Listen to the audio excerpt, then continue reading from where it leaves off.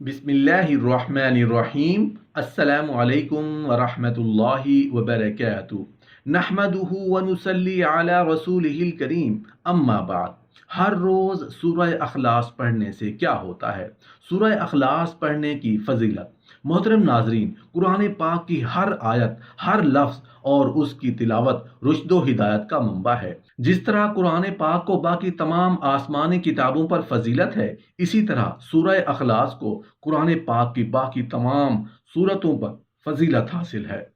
क्यों फजीलत हासिल है? इसलिए कि सूरह अखलास में अल्लाह पाक की वहदानियत को बयान किया गया है। सूरह अखलास नमाज के बाद पढ़ने से आपकी बड़ी से बड़ी मुश्किल आसान हो जाएगी, बड़े से बड़ा मकसद पूरा हो जाएगा, आपकी तमाम परेशानियां ख़त्म हो जाएंगी। सूरह अखलास कुरान शरीफ की बहुत ही मुबारक, बहुत ही ताकतवर सूरत है, जिसके पढ़ने से इंसान की ज़िंदगी बदल जाती है। अगर उसका विर्द, उसका वजीफ़ा, उसका अमल कर लिया जाए तो जो शख्स जो भी मांगेगा, इंशाअल्लाह अल्लाह की ज़ात से उम्मीद है कि अल्लाह रब्बुल इज़्ज़त उसको अपनी रहमत के ज़रिए से आपकी तमाम हाजतें पूरी हो जाएंगी, आपकी तमाम दुआएं कबूल हो जाएंगी। मोहतरम नाजरीन, किसी तरह भी ये वजीफ़ा करना है, कितनी दफ़ा सूरत अखलास को पढ़ना है और कब पढ़ना है, ये सारी मालूमात इस वीडियो में आपकी खिदमत में हाजिर करने वाला हूँ। आपसे गुजारिश है कि आप इस वीडियो को आखिर तक ज़रूर देख लें। ये वजीफ़ा करने के बाद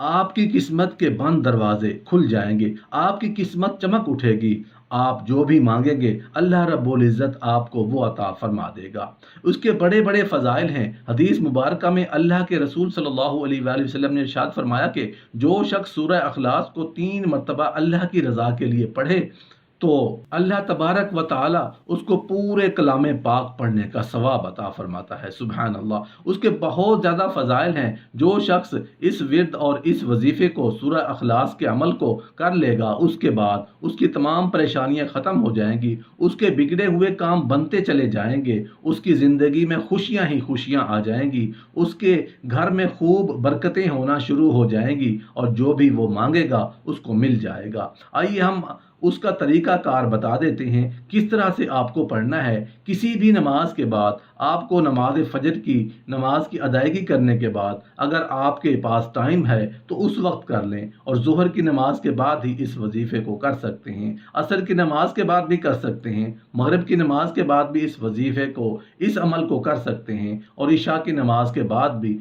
आप इस वजीफ़े को, इस अमल को कर सकते हैं। अगर आपको इन पांचों टाइम में ही वक्त नहीं मिलता तो आप सोने से पहले इस वजीफे को, इस अमल को कर सकते हैं। करना कैसे है? सबसे पहले आप अगर किसी भी नमाज के बाद इस अमल को करेंगे तो आपका वजू यकीनन पहले से होगा, लेकिन अगर नमाज के अलावा किसी वक्त करेंगे तो आप ज़रूर एक मरतबा वजू कर लीजिए।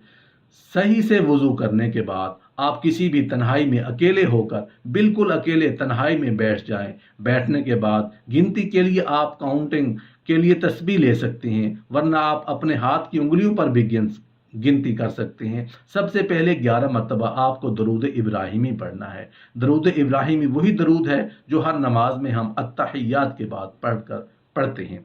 अगर ये दरूद इब्राहिमी याद नहीं तो आप और भी कोई दरूद पाक पढ़ लें। जो भी आपके दरूद पाक याद हो वो आप 11 मरतबा पढ़ लें। 11 मरतबा से कम ना हो, इससे ज़्यादा पढ़ सकते हैं, लेकिन कम से कम 11 मरतबा आप दरूद पाक पढ़ना है, जो भी आपका दरूद याद हो। फिर उसके बाद आपको सूरह अखलास 41 मरतबा पढ़नी है। सूरह अखलास पहली मरतबा पढ़ने से पहले अऊज़ु बिल्लाहि मिनश शैतानिर रजीम पढ़ना है, फिर बिस्मिल्लाह पढ़नी है, फिर उसके बाद सूरह अखलास हर मरतबा बिस्मिल्लाह से शुरू करनी है। बिस्मिल्लाह पढ़ने के बाद सूरह अखलास पढ़ें, फिर उसके बाद बिस्मिल्लाह पढ़ें, फिर सूरह अखलास पढ़ें, फिर बिस्मिल्लाह पढ़ें, फिर सूरह अखलास पढ़ें। इसी तरह से आपको 41 बार सूरह अखलास पढ़ना है। सूरह अखलास पढ़ने के बाद 11 मरतबा फिर दरूद दोबारा पढ़ना है, फिर उसके बाद آپ کو جو بھی مقصد ہے، جو بھی آپ کا ارادہ ہے، جو بھی تمنا ہے، جو اب بھی آپ دعا مانگنا چاہتے ہیں، اللہ رب العزت کی بارگاہ میں ہاتھ اٹھا کر اپنے گناہوں کی توبہ کریں، پھر اس کے بعد اپنے مقصد کے لیے، اپنے ارادے کے لیے، جو بھی آپ کا مقصد ہے، جو بھی آپ کی دلی جائز تمنا ہے، جو بھی آپ کی دعا ہے، تو وہ اللہ تبارک و تعالیٰ سے مانگے، انشاءاللہ اس کا کمال اپنی آنکھوں سے خود ہی دیکھ لیں گے۔ اس کی بہت بڑی برکتیں ہیں، اللہ رب العزت آپ کے گھر میں خوب برکتیں عطا فرمائے گا، آپ کے رزق میں بھی خوب برکتیں ہونا شروع ہو جائیں گی، آپ کے گھر کی اللہ تبارک و تعالیٰ غیب سے مدد فرمائے گا، آپ کا گھر حاسدین کے حسد سے محفوظ رہے گا، ظالموں کے ظلم سے بھی محفوظ رہے گا، زمینی آسمانی بلاؤں سے بھی آپ کا گھر حفاظت میں رہے گا، آپ کے گھر والے بھی حفاظت میں رہیں گے۔ اگر آپ اپنے بچوں کو کامیاب بنانا چاہتے ہیں تو اس وظیفے کو کرنے کے بعد پانی پر دم کر کے اپنے بچوں کو پلائیں، انشاءاللہ ان کے اندر سے برائیاں ختم ہوتی چلی جائیں گی اور وہ کامیاب ہوتے چلے جائیں گے۔ یہ وظیفہ، یہ عمل بہت ہی زیادہ طاقتور ہے، بہت زیادہ مجرب ہے، جس شخص نے بھی اس وظیفے کو کیا ہے وہ کامیابی پا گئے ہیں۔ آپ سے گزارش ہے، اس وظیفے کو، اس عمل کو جس طرح سے بتایا گیا ہے اسی طرح سے آپ کو کر لینا ہے، انشاءاللہ آپ کی قسمت کے بند دروازے کھل جائیں گے، آپ کے گھر میں خوب برکتیں ہونا شروع ہو جائیں گی۔ محترم ناظرین، سورہ اخلاص سے متعلق 5 حدیثیں میں آپ کے سامنے ذکر کروں گا۔ یوں تو بہت ساری روایتیں موجود ہیں، لیکن خاص 5 حدیثوں کا ذکر آپ کے سامنے ہم کرنے والے ہیں، تو دھیان سے سنیے کہ اس سورت کو جسے ہم یاد کرتے ہیں اور ہر کسی کو یاد رہتی ہے، نمازوں میں بھی پڑھتے ہیں اور ایسے بھی ہم پڑھتے ہیں، اپنے بچوں کو بھی یاد کرواتے ہیں۔ اس سورت کی فضیلت کیا ہے؟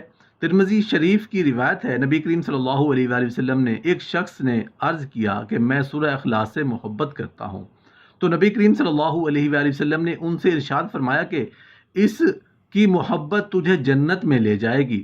اب ظاہری سی بات ہے کہ یاد ہم کرتے ہیں، اس سے پیار ہی ہے، یاد کرتے ہیں نہ، تو انہوں نے اس سے محبت کرتا ہوں فرمایا، اس سے محبت تجھے جنت میں لے جائے گی۔ دوسری حدیث ہے، ایک شخص نے کسی کو یہ سورت قل هو اللہ احد والی سورت رات میں بار بار پڑھتے ہوئے سنا، صبح کے وقت آقا دو عالم صلی اللہ علیہ وآلہ وسلم کی بارگاہ میں حاضر ہوئے تو انہوں نے اس کے متعلق ذکر کیا، گویا وہ ہے اس کے پڑھنے کو بہت ہلکا ثواب سمجھتے تھے، اس لیے حضور کی بارگاہ میں عرض کیا۔ نبی کریم صلی اللہ علیہ وآلہ وسلم نے ارشاد فرمایا کہ اس کی قسم جس کے قبضے میں قدرت میں میری جان ہے، فرماتے ہیں یہ سورت 1/3 قرآن کے برابر ہے، یعنی قرآن کو 3 حصوں میں آپ بانٹیں تو ایک حصہ 1/3 ہوتا ہے، تو حضور فرماتے ہیں کہ سورہ اخلاص 1/3 قرآن کے برابر ہے۔ تیسری حدیث میں مسند احمد کی حضرت ابو ایوب انصاری رضی اللہ عنہ کی فرمایا، تم میں سے کسی کو اس کی طاقت ہے کہ وہ ہر رات تیسرا حصہ قرآن کا پڑھ لیا کرے، یعنی 1/3 قرآن ہر رات پڑھے، تو صحابہ عرض کرنے لگے یہ کس سے ہو سکے گا، یعنی یہ تو بہت بڑا مشکل کام ہے، ہر رات قرآن کا 1/3 حصہ پڑھنا۔ تو حضرت ابو ایوب انصاری رضی اللہ عنہ نے ارشاد فرمایا، سنو، سورہ اخلاص 1/3 قرآن کے برابر ہے۔ یہ بات کر رہے تھے، اتنے میں نبی کریم صلی اللہ علیہ وآلہ وسلم تشریف لائے اور ان کی باتوں کو سن لیا، تو نبی کریم صلی اللہ علیہ وآلہ وسلم نے ارشاد فرمایا، ابو ایوب انصاری نے سچ کہا ہے۔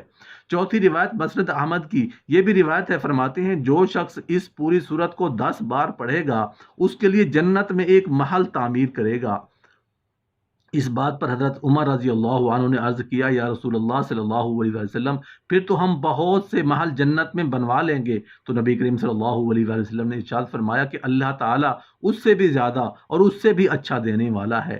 5ویں حدیث ابو یعلا کی ایک حدیث ہے، نبی کریم صلی اللہ علیہ وسلم نے ارشاد فرمایا، جو شخص اس سورت کو 50 مرتبہ پڑھ لے تو اس کے 50 سال کے گناہ معاف ہو جائیں گے۔ یہ 5 حدیثیں خاص اخذ کر کے میں نے آپ کے سامنے سورہ اخلاص کی فضیلت کے حوالے سے پیش کیا ہے۔